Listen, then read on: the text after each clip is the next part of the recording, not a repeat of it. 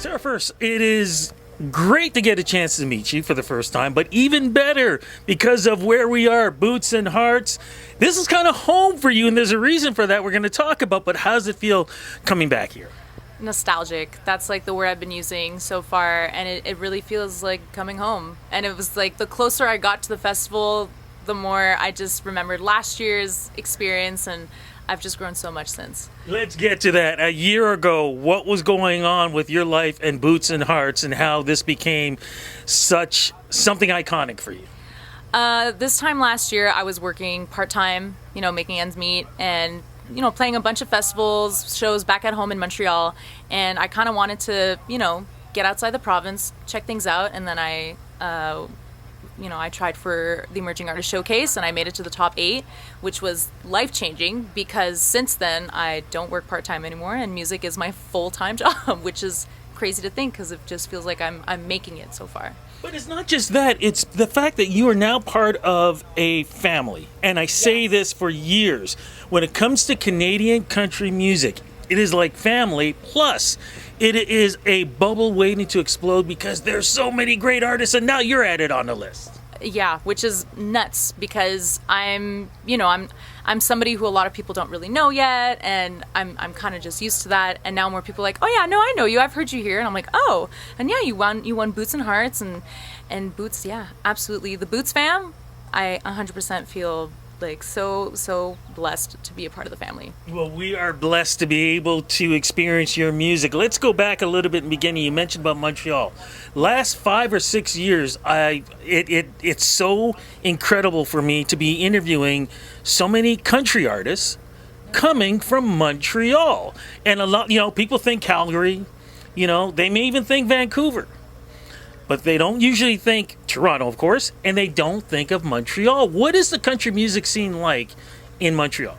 Actually, the province of Quebec, it's thriving. Country music for the last few years, like you said, 5-6 years, has been, oh my God, I don't know how big the circuit is for country festivals over there, but it's incredible. And like people go wild. They go and buy their cowboy boots and their cowboy hat, and it's just like they're out in the field having a great time. And like Quebec is great. I love Quebec.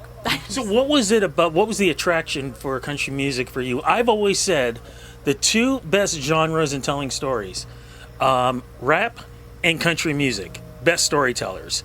What was it for you being attractive? Was storytelling one of them? Definitely the storytelling. And I didn't really know that I was kind of writing a country vibe up until earlier last year. I was with my band and I was showing them newer songs, and they're like, hey, your new stuff kind of sounds more storytelling and like very country. And I was like, oh, wow, that I never would have thought. And then the more I write songs, I'm like, okay, it's got a bit of like, country. It's still got that folk and Americana, and so it's just a blend of everything. And yeah, I do think that storytelling has a lot to do with country, but yeah, it's great. But music isn't your only thing. There are other things that you have done growing up too, correct? Yes, I mean, growing up, like when I was a kid, me and my brothers, we had an old 90s video camera, and we wouldn't post anything online because that didn't exist. I'm revealing my age. And so we would just be in the basement creating videos, skits, like SNL kind of thing. And I think that kind of helped my creativity, and just like observing kind of like, how my brothers would handle the camera. They'd make up skits. And then later in life, I just kind of used that, comedy and applied it to my music and just how I kind of present myself on stage. And yeah. Don't worry about it. When I was a kid in my family, we used to record on cassettes. So now I'm revealing my age. Love it. So there you go. What kind of stories do you like to tell through your music? Usually, I like to tell introspective kind of stories, or sad, depressing. But lately, it's been very, very light storytelling, just about the people that I love who surround me, my wife, how amazing life has been for me lately. So yeah, it's a mix of everything. So. I love that, because now we're going to get into the very important part, because as you mentioned, this amazing weekend, amazing music has been released. So I always like to make this official. What is the name of the new single, and how does it represent you in this point in your career? So the name of the single is called Are You With Me? And this song is super crucial to my career now because I just signed a record deal with Universal Music Canada. And for me, this is this is a big, like, this is a grand new chapter for me. And this song is really, you know, it's an open letter to my wife. That was the inspiration. But the song has become so much bigger, and it's just kind of asking, you know, old friends, new friends. I like to call them cow pals, you know, instead of cowboys, cowgirls. I'm trying to coin the term. That's got to be a t-shirt. You know what, or hat, like, Yeah. Absolutely, thank you.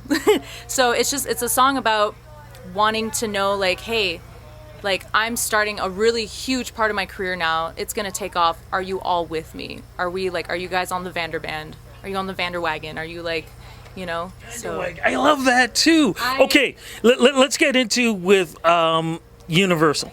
yeah. Okay, who came to who? How did this come about? And even better still, when you had to put name to paper, what was that feeling like? Surreal.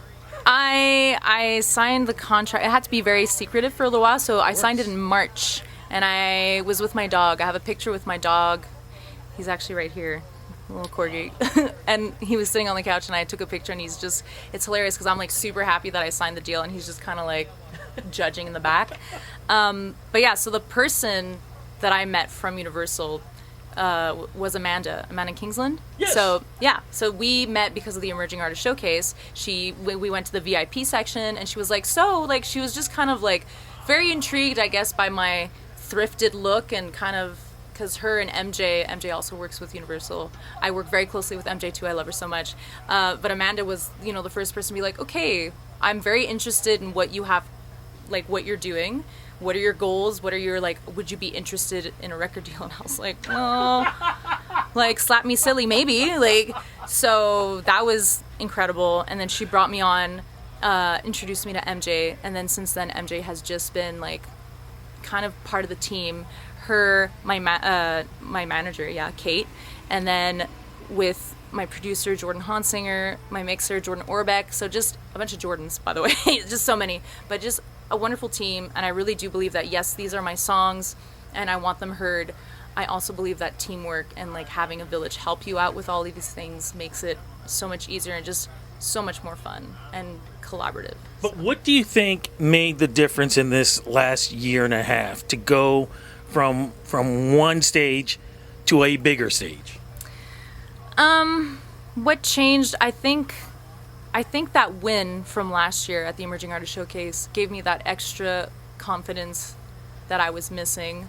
And it just kind of made me think, okay, the fact that record labels are looking at me, big festivals, management are trying to, you know, like, see what's going on, who's managing me, people are interested, that must mean that I have something to offer. And that felt really good because I hadn't really had any luck before that. Like, I tried out for the French version of The Voice in my home for 5 times, and then I only made it onto an online version, which was really great too. I tried out for Canada's Got Talent, all these things. I never, the launch when it was, and nothing ever came about. And so yeah, it's just, I think it's timing and being authentic, and then finally, like, okay, everything is aligning. I'm gonna make sure that we keep this boat going. So what is next? I understand as we speak, there's a show coming up in Montreal, but what about the rest? As summer is slowly ending and we're going into fall and winter, what are some of the plans? Can you reveal? Yes, so actually what's fun about the fall is that my EP, Fortune Teller, comes out October 17th. And so it's an album with 6 songs, and I personally think they're great. I'm probably biased, but, like, they're really good and lighthearted. A couple of ballads in there to really make you cry in your car while you're driving back from work or a concert. Yeah, so that's exciting. And yeah, I'm playing Lasso, the festival Lasso in Montreal next Saturday. Yes, next Saturday. And that's all I got so far. I'm gonna be at the CCMAs, gonna network. I was gonna just ask you yeah, that. I'm there. I'm gonna be there. I'm gonna, you know, be in some rooms and chat with a lot of people. So I'm excited for that because last year I was a deer in headlights. I didn't really know what was going on. I had never been to a CCMA, and now I'm excited to see what's next. One last question I gotta ask: what does your partner think about all this? She must be like, wow. She's like, whatever. No. No, she honestly, she's also part of the reason that I'm able to do this, because having a partner who understands and also pushes you to quit your job, your day job, to go into music is incredible. And I won the jackpot. She's literally the best person and the best thing that's happened to me. She's so proud of me. Just last night we were going to bed and she was like, she goes, I know your song's dropping at midnight, so you got to stay up, but like, I am so proud of you, and I really hope that you see how far you've come. And and then she's like, so in an hour you got to feed the baby. So Yeah, reality comes right back. yeah, I love it. exactly. Look, congratulations on the music. Congratulations on the career. I know we're going to be doing more interviews. Hopefully we can do another one when the EP is out, which I'm throwing out there. Early Christmas gift, people. Know that. And like I said, just all the best. Congratulations. I love Thank you this. so much. Thank you. That means a lot.